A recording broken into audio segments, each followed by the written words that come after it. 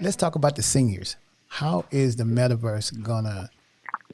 I'm afraid that to get the elderly kind of involved with how this could help them or can or can't help them.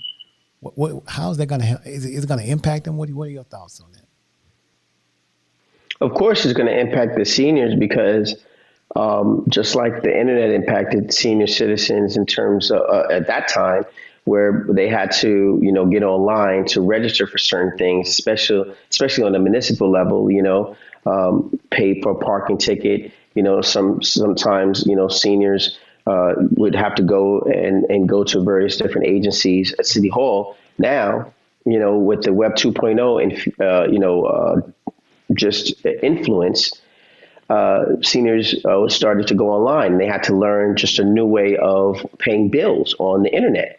So how the metaverse is going to impact it is psychologically, a senior is not going to necessarily adopt a character, or in their words, a cartoon character talking to them about, their bills. They're not going to trust giving somebody's voice that's behind a character, which is an avatar, their social security information, even though it has the logo of a reputable brand, either a bank or a financial institution or the government, insignia. But still, it's psychologically, it's going to affect them from a standpoint where they're going to adopt it, 6 years from now, only because the average young person that's probably around the senior citizen, if they are around the senior citizen, would basically influence them to say, "Hey, Nana, let me teach you how to do this." The problem with that type of scenario is that the average young person today is so inundated with being, just the self-importance, and, this 5-second attention span because of YouTube, or the swipe up and left and right mindset where, having the patience to teach a senior citizen and their family is not even on the top of their list. I mean, I teach senior citizens all the time. I was speaking to a civil rights icon, James Meredith, who integrated Mississippi College. He's basically the male version of Rosa Parks. And he's 80 plus years old. And I recently spoke to him about a month ago, and in his 80 years, he told me, he says, "You're the first person to explain the internet to me." And it was a shocker, because this man, he says everybody everybody, they've done this, they've done that. But I know about the internet, but you explained it to me in layman's terms. So I think that senior citizens are going to be affected a great deal. And I think it's up to us, if we have, pop-pops and nanas in our household, especially if we're the Gen X's and we're in our 40s, we need to turn around and start teaching them and learning ourselves. And I think the young kids, if we have children and they're teenagers, we need to snatch the cell phones from them and learn together. You mentioned, your kids have a chef program, a TV show, where everyone eats. Well, I'm an African history major and I'm a Black history major. It's in our culture to talk to each other around food, right? So my message to anyone who's listening who happens to be from our race, the Black race specifically, sit down with your kids, snatch the phones from them, you know what I mean? Especially if they're a teenager and you actually control your household, and talk to them about the metaverse. That's what my family did. When they knew that I was interested in graphic designing, multimedia, they sat down with me and they said, "What is it about graphic designing that you love?" And they poured their understanding into me, and they put their money into buying my Mac 7100, my first scanner, in Harlem. So I was scanning pictures and I had internships. So I think there has to be a give and take for the young people in your household, in our households, Black households, to understand that we do care about what they're interested in, especially if they're on TikTok. especially if they're on, and we can't be so closed-minded and say everything is about, a conspiracy or everything is about Illuminati. We have to get in front of it, because I think that's just basically, an excuse to say, oh, everything is conspiracy. And it may be. There may be societies that are out there. But at the end of the day, what are you doing to protect your child from combating or understanding, the ideologies that are being pushed on them through TikTok, through social media, from major corporations like Disney? Definitely. I mean, the major point to cover, and I'll just be brief, is how do you respond to somebody that keeps walking into your avatar, and how do you respond to somebody who's rude to you in the metaverse? Asking them that, because it's no different from somebody walking to you at the park being rude to you, not saying excuse me or shouting over you while you're talking, because now you're an avatar, but you can hear that other avatar's audio, you can hear their voice. And so a lot of the issues that are happening right now in the metaverse is people are being, accosted. And you say, well, how can somebody be groped or accosted in the metaverse? Well, you have avatars, and these avatars are coded to walk into another avatar. And you can hear there's voice features where a person can say, I don't like you, you're bad, terrible, I hate you. So when you're talking to children now, the conversation has to be, how do you tell a person, hey, I don't like that. Hey, get away from me. Hey, you're harassing me. So I think that's the conversation that needs to really be had with our young people on how to protect themselves verbally, how to enunciate their words properly, how to speak clearly, okay, using their consonants and their vowels, their adjectives, their verbs, and their pronouns appropriately to the adults that are in these metaverses, like Meta, which is Facebook's Meta, okay? We have to train our kids to watch out for predators in the metaverse, okay, that look like kid avatars, because that's what's happening as we speak. So things like that. And I know it sounds scary, but this is the world we're about to get into. And you don't know who's behind that avatar grooming a child or your child to basically say, hey, you know what? We're having a meetup in the real world tomorrow in your area at the park. Come and meet us. We're all here.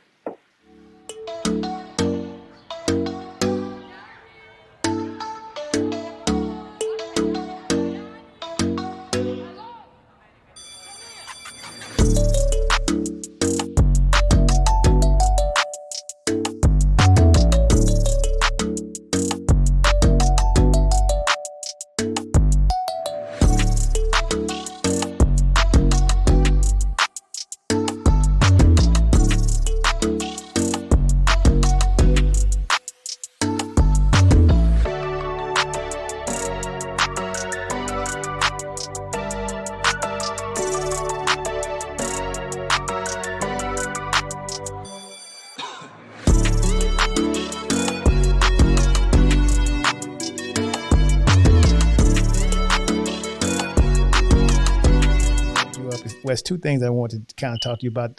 I'm enjoying myself. Thank you. Good time. Two things, man. The museum in Vegas, hip hop museum in Vegas. Yes, sir. Tell me about that. Yes, sir. Yes, sir. So the International Museum of Hip Hop basically is a tribute to all of the hip hop influences around the planet. Mm-hmm. And I started working on that project in 2018. And of course, the pandemic hit, and we just basically, we had a lot of potential investors just basically back up because of the pandemic. So, but what we did was we pivoted, because in business, a lot of people don't understand you have to learn how to pivot and don't get discouraged, or just, don't get discouraged, and don't be disgruntled. And just look at it as a sign from God. He's opening something else for you. And so what we did was we said, we're going to open up the International Museum of Hip Hop in our metaverse, whereby we can allow the entire planet to come and see various different digitized artifacts from various different artists from around the world, like the Jay-Z of Sierra Leone or Liberia, or, the Drake, of Russia. Why? Because hip hop has been such an influential genre on the planet that it has become the culture now of the way people do things within various different ethnic populations, to the point where we said, you know what, we need a museum that just doesn't focus necessarily on hip hop in America, specifically, hip hop out of Atlanta, New York, and LA, Chicago, and the Midwest, but all around. And so we said, the International Museum of Hip Hop would be a great way for the entire world to come together under one particular umbrella and give homage to the hip hop artists who made it big, basically talking about the 5 elements of hip hop, from breakdancing to DJing, you know what I mean? Breakdancing, b-boying and b-girling, to DJing, to MCing, of course, and just the actual consciousness. But how does that look in India? People don't know that hip hop in India is called gully rap, right? We would have never known, but it's gully rap. There's South African, there's African hip hop. And we're not talking about, like Afro beats. That's a different genre. We're talking about actual brothers and sisters rapping in their native tongue over break beats. So we wanted to give a platform to shed light to those particular hip hop greats in those areas around the planet. And we're going to launch our hip hop International Museum of Hip Hop inside of our metaverse called Earphia, spelled EARPHIA. And we're going to mint NFTs from various different artists from around the world and sell albums and allow people to have lifetime memberships and buy everything on the Ethereum blockchain. And we're really excited about that because with the money that we accumulate and we're able to monetize, we can build our own brick and mortar in the real world as the pandemic, the lift, comes up off of the various different states. But we were looking at Vegas, and Vegas is really lenient. But again, it's one of those things where we're figuring out which home we want to have a brick and mortar. But in the meantime, it'll be in our metaverse. When I saw your interview on television, and it talked about the cable TV with the capability to watch TV and social media at the same time. Right. What that's like. So, fascinating. Yeah, thanks. So, so when I went on Fox Business, I basically was trying to express to the world that, the future is having everything encapsulated in one web window at that time. And they're still not doing it, but basically I wanted to be able to allow the user to watch, let's just say Power, for instance, and not miss a push notification coming to their cell phone. Me and you are probably getting notifications, text messages right now, but we're doing this this conversation, right? So on my platform, the concept, in theory, and actually in actuality rather, because I built it, you'll be able to physically watch something and socialize or instant message a friend that has an account with Omnio if you want him or her to share the same experience, on a particular channel. If you can watch something together with a loved one or a group of people, and it could be your own private chat whereby the person can not only socialize and share that experience of watching a live event, whether it's a basketball game, a football game, or a movie, but you also can interact with each other by way of seeing each other. So there's a video conference mechanism, socializing, and then you can purchase something from that stream in real time. So the social part allows a person to come closer to that other viewer, especially if you don't know them, if you're just friends, right. Or come closer to a family member who lives in another part of the world. And you guys want to watch a foreign film because let's say you guys come from Africa and you live in America, but your family members are in Accra, Ghana. You guys can watch, a Gollywood movie at the same time and socialize in your native tongue, or socialize by way of typing or instant messaging in French. So that's basically the concept, is to have a split screen where people can socialize and watch at the same time and interact. Can it be multiple people? Yes, it can be multiple people. Yes, there's a feature for people to have upwards to more than 10 people at a time. We just didn't want to be inundated like how Netflix had it, where it was like 500 people, or Twitch, and you just like scroll down like, where's Alvin? I didn't see. What did he say to me? So gotcha. we want to keep it. We want to keep it structured where you only kind of like having a movie night with 5 of your closest friends or 20 of your closest family members. Kind of like what you do with a Zoom type of experience, but the only difference is that you're watching a scheduled program, or you're watching a live event, and you're able to buy stuff. In my head, I went to HBCU. I went to Jackson State. I'm going to talk about my school. Everybody know I talk about Jackson State. Congratulations. Thank you. Is the thing about it, I'm thinking about so many things that could be done with that. I was like, man, a lot of people don't get a chance to attend to some of the football games. We can watch games together. Like a lot of times here in Atlanta, if people don't go to the game, we'll go to a sports bar or something and watch it together or something like that. But this interaction, I mean, we could be at the sports bar on a big teleprompter and watching it and interacting at the same time with everybody in the sports bar. It's like, that's like so cool. It's called second screening. Wow. Second screening. Yes, sir. Okay. When you're watching something from your mobile device and you're looking up at the flat screen of sports bar and you're texting, it's called second screening. So we're gonna close out with this right here. Okay. that I met Jason is listening to "Ain't Nobody Loves You Better." Shaka Khan. Man, tell them why that song has significance to you.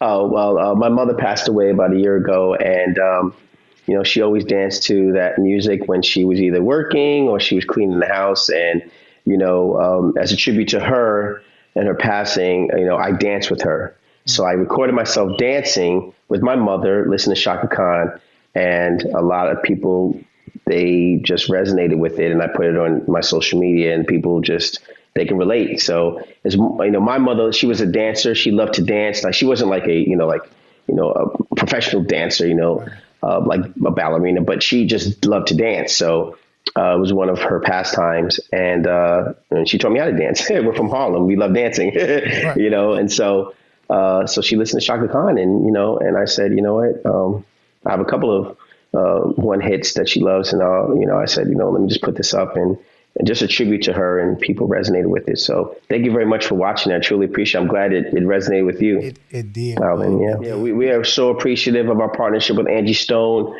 Big shout out to Angie Stone, her son, her family. Big shout out to Sabir, her manager. I mean, we're just excited to have, the partnership with the Queen of Neo Soul. I actually worked for Angie Stone back in '98, where I marketed her album. And, it's just an honor to actually work closely with her to bring her into the metaverse, to physically build out a virtual community for people who love the neo soul sound. Yeah. Releasing her music as NFTs is something that we're really excited about. She has property, so people will be able to buy virtual condos to live in Angie Stone's high rise, see her metahuman, see her perform, go to her private lounge inside the actual virtual high rise, and buy NFTs of unreleased music. We're actually putting together our own Earthia soundtrack, and she's doing the first single. We're excited with Angie Stone. She's a great asset to the metaverse. She's building a neo soul community where anyone who loves neo soul can onboard, and they're metahumans. We don't have avatars in our metaverse. We have metahumans. Our metahumans are more detailed, looking like us. We'll be able to live in the Angie Stone neo soul community. She has high rises in 42nd Street, Times Square, which we actually built out, as well as we have her futuristic high rise in our capital of Earthia, which is called Cloud 9. That's the name of our futuristic capital. It's called Cloud 9. So all the futuristic buildings are there, and that neo soul community will be there, and you'll be able to hear her perform.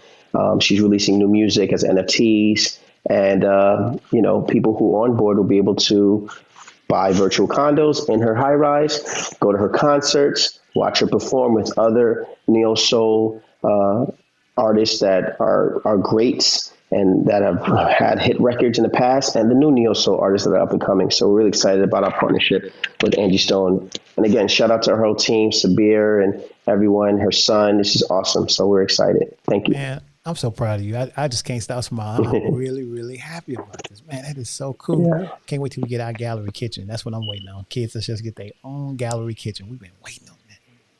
Appreciate that.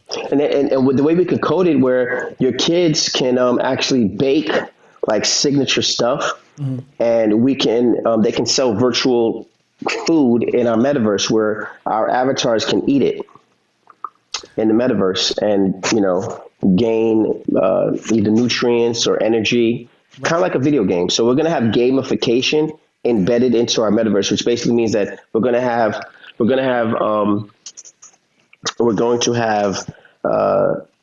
elements of video games in our metaverse. So you'll be able to run, jump. You'll lose energy. You gotta feed your metahuman.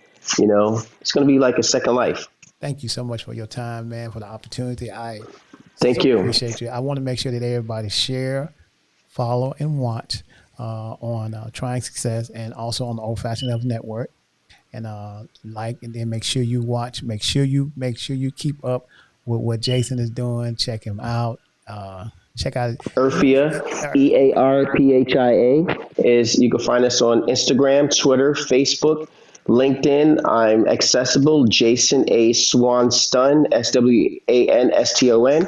And Earphia NFT Fans Agency is our NFT agency. We're releasing NFTs on the blockchain. We're releasing a bunch of NFTs from different celebrities, from music artists to sports figures, as well as historical icons. We have 3,600 African-American, African and Caribbean artifacts that we're getting ready to mint, from Frederick Douglass writings to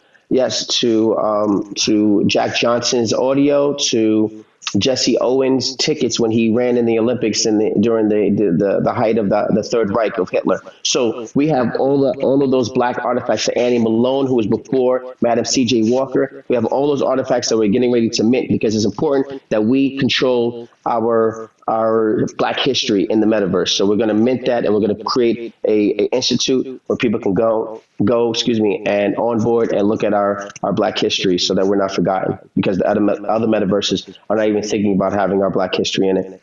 You know what? So that's the reason why I like this.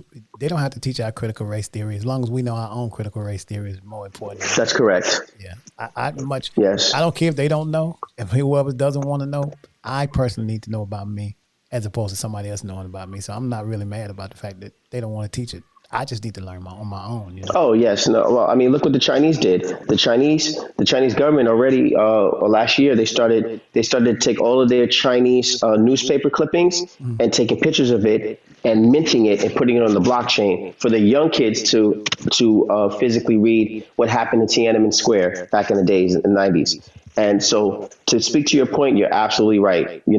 Appreciate it. Thank you very much for the platform, allowing me to speak. Man, listen, you're always welcome. You got a spot, so you don't have to worry about it, because I'm going to talk to you about that now, about this tech show. So, yeah, thank you so much for watching, y'all. We appreciate that.